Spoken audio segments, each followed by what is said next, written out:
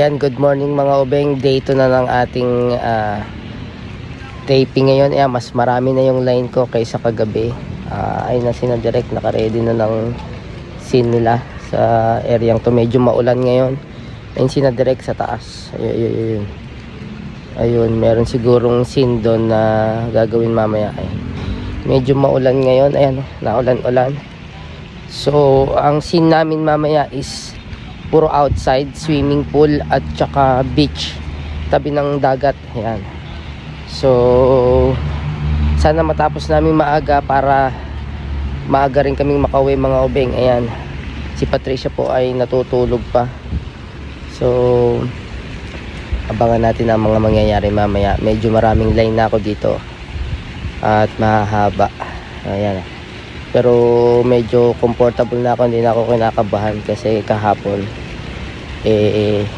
relax naman tayo mga ubeng. So ayan, tayo magkakape muna bago tayo sumalang ulit sa ating super taping. Ayan si Sir EA, yun ang aming bantay na mga, ayan. Ano yun? Anong vlog yan? Yung ano ko sa page mo? Ano page mo? Sa page ko, JR Oliva. So ayun, lagi nyo siyang i-subscribe at like and share nyo po lagi yung page niya po. Yan. Thank you Sir EA. Ayan, yun yung aming may hawak sa mga talent manager at mga artist. So ayan, magkakape muna tayo bago tayo sumalang at maulan, no? Tingnan. Okay, let's go. At ayan na nga mga ubeng, sa mga oras na to ay nagre-rehearse muna kami. Yan yung scene dyan sa poolside na yan. Kasama ko syempre ang mga talent at mga artist. Ayan. Yan, kung mapapansin nyo mga ubeng, sobrang kabado ko dyan. Ayan sila direct, yung assistant director, yung mga ibang staff. Sobra, ayan. Sa mga oras na yun talaga. Ayan, yan po si direct. Ayan, si direct Ambo. Ayan, medyo nagka-problema pa kami dyan at naglobat ang mga lapel namin. At yung sa monitor, sa pinaka-monitor nila sa staff. Ayan yung kasama ko. Naka-extend ako dyan sa poolside. At ayan ako, parang hindi kinakabahan. Woohoo!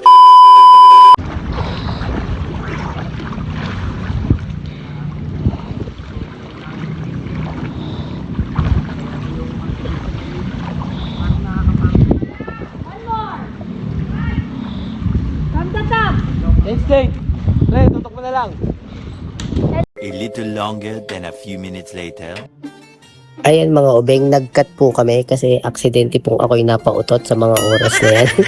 Na hindi naman po sinasadya. Sayang lang at hindi narinig. Kaya po napakat si direct. At sabi may nangamoy at narinig nang galing sa akin. Paano ba naman kayo hindi mapapautot mga ubeng? Ang pinakain ba naman sa akin ay kamote, yung umagahan. Kaya ayun, resulta na pautot. So ayan nga, dyan yung part na medyo patapos na yung scene ko dyan. Pero marami akong sinabi dyan, basta abangan nyo na lang mga ubeng. Ayan mga ubeng, katatapos lang nung isang sequence ulit ko. May make-upan daw muna kami or para daw sa photoshoot.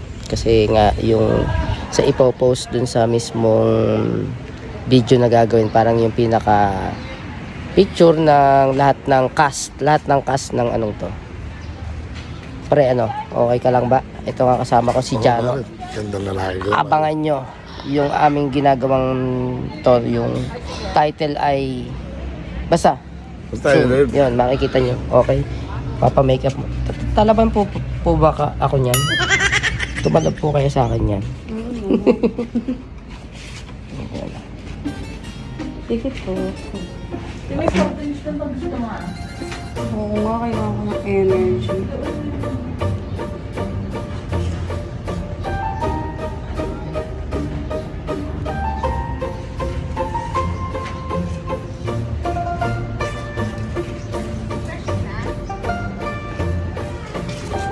Okay na po. Ayos na. So ayan mga bubeng, at pictorial na tayo. Yung ilalagay na kung ano yung role ko as Kaloy. At pipicturean yan, isa-isa kami para ilalagay dun sa mismong profile ng ginagawa naming mini teleserye. Ayan, so hirap na hirap akong umiti dyan mga obeng, kaya si Direk sabi sa akin, ngiti, ano ba, ngiti? So pakinggan nyo mga obeng. Katawan nito eh. Pero yung ulo dito sa akin. Yung ulo. Kamay mo. Ganito ka. Yan. Tingin doon. Smile. Smile! Okay, kabila. Kabilang side. Tapos baba mo naman yung kamay mo. Ganito ka. Yan. Total, mahilig ka ba umulis eh. Smile. Smile. No smile. Bilis oh. Smile ulit. Okay, next. Kasi... Meanwhile, So ayun mga obeng, ang role ko ngayon dyan sa mga oras na yan ay lifeguard. Pero parang iba ang mga senyales nito. Lifeguard ba yan? Oh! Diyos ko po. Pero bang lifeguard na gano'n ang sign? Anong klase yun? Oh! Offensive foul yun ah. Lifeguard. Lifeguard ba to o referee? Oh! Gago! Technical naman ngayon. Ay Mario Joseph. Oo, traveling. Ay.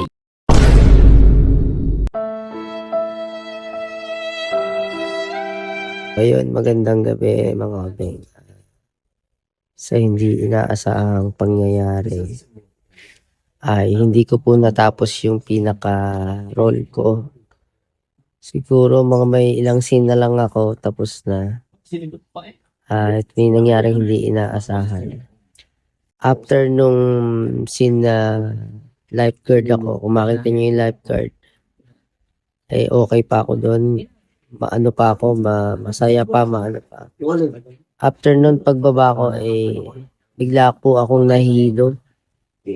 At nung una akala ko hilo lang. Ordinary yung hilo lang.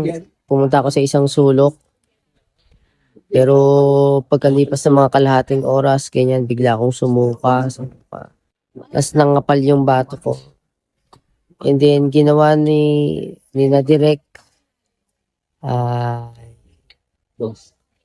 pinadiretso na ako sa ospital kasi po, namawis na ako. Buo-buo na talaga yung pawis ko. Nasa buong aircon ako. Kaya, ayun. Ito yung mga kasama ko. Tapos na sila. Kaya nagsi-celebrate. Ayan po. Ayan. Ayan sila. So, ayun. Maya-maya, pauwi na kami. So, ayun nga.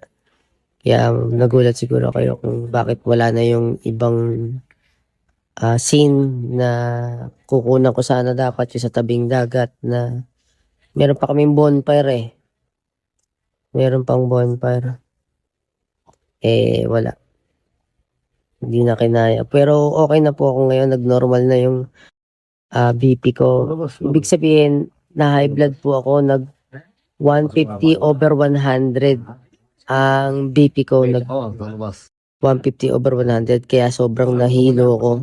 Hindi ako makalakad ng maayos. Nagwawating-wating yung tingin ko. Yung pala, high blood na ako. Pero bago ako i-discharge sa ospital, kanina, nag-normal na po yung BP ko. Nag 120/80. So, may nireseta sa akin yung doktor. Kailangan ko daw mag-losartan. At saka yung parang gamot sa hilo kapag nahilo lang naman yun. So, ayun. Na-update ko lang kayo. Pero huwag kayo mag-alala. Okay naman ako. Konting pahinga lang to. Kasi bukas, pa-Manila naman kami. Yung interview sa Brigada News FM Manila. So, yun. Okay naman ako mga obeng. Update ko kayo kung ano yung mangyayari bukas. Okay. Maraming mga salamat. Mga obeng. And God bless po.